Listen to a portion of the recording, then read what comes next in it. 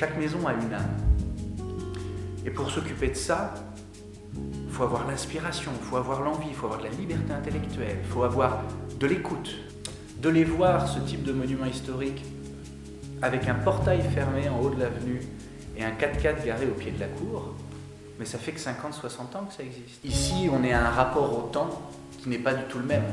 Quand on découvre de la Mérule et qu'on se rend compte que la première des phases de chantier engagées sur les 5 qui seront à faire, c'est plus d'1 million d'euros. Ça nous donne le tournis. Je pense que la base des choses, c'est déjà d'être ancré dans son secteur local. Et que les habitants se sentent concernés par le devenir du lieu, ça me paraît indispensable. C'est l'histoire de la parcelle. Donc c'est intéressant, les eucalyptus, ils ont été offerts par le maréchal Leclerc. Il est évidemment hors de question qu'on les enlève. Ils ont une raison d'être là. Il faut composer avec ça et ne pas, selon moi, venir imposer une vision, un système et révolutionner ce qui est déjà en place.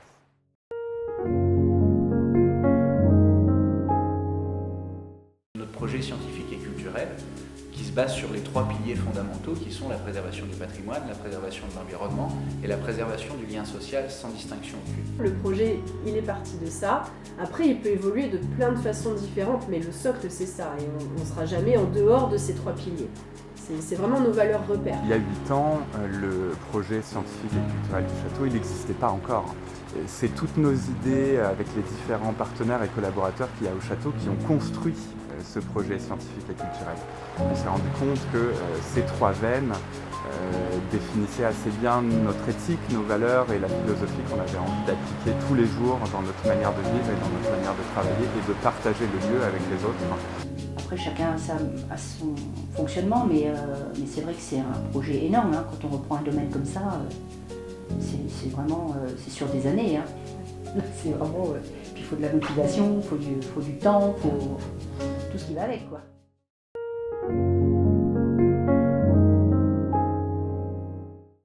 On n'est jamais en trop de bénévoles, jamais. L'association des Amis du Château, elle a été créée il y a 10 ans. C'est un petit peu le catalyseur des bonnes intentions. C'est la porte d'entrée dans le projet du château de Carnaville. Parce que ce bâtiment a besoin de gens qui viennent y passer leur temps, leur savoir-faire, leurs compétences. Parce que c'est pas pensé pour une famille seule. C'est un domaine qui a toujours eu besoin de beaucoup de bras et beaucoup de têtes pour avancer. Dans les journées bénévoles, c'est des petites pépites humaines. C'est un super partage.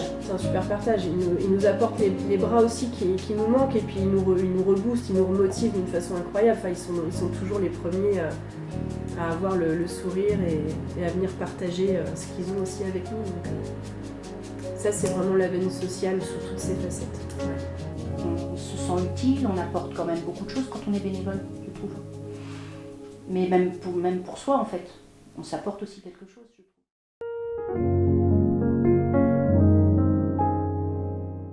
C'est un point où tout le monde peut venir, discuter et se retrouver dans un joli coin, dans la nature. C'est très bien, quoi. On les voit, il y a toujours quelqu'un de présent pour dire bonjour et tout, nous parler du château. Des espaces aussi grands, ils sont pas faits pour une famille, ils sont faits pour des dizaines de personnes, pour qu'il y ait du monde, pour que les pierres voient du public en fait. Ça a été de belles rencontres, de belles découvertes aussi. Donc c'est un truc en plus, mais qui m'a fait du bien. C'est une belle aventure et une équipe qui est vraiment formidable, qui est très motivée. Et... Non, faut ceux qui hésitent encore, n'hésitez pas, hein. Faut venir. J'encourage toutes les personnes qui sont intéressées par le projet à s'y intéresser davantage.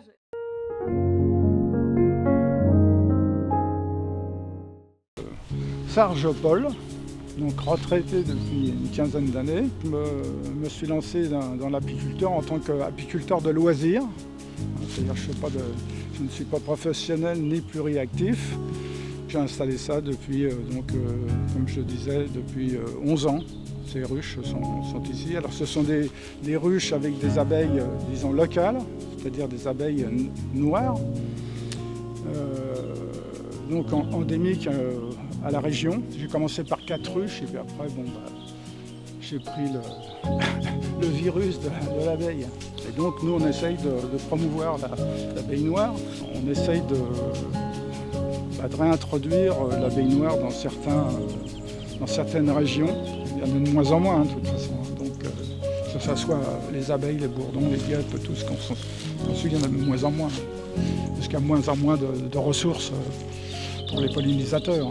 D'avoir contact avec les gens du château qui font de la culture, qui font bio, etc., qui sont sensibles à la nature, c'est quand même très intéressant.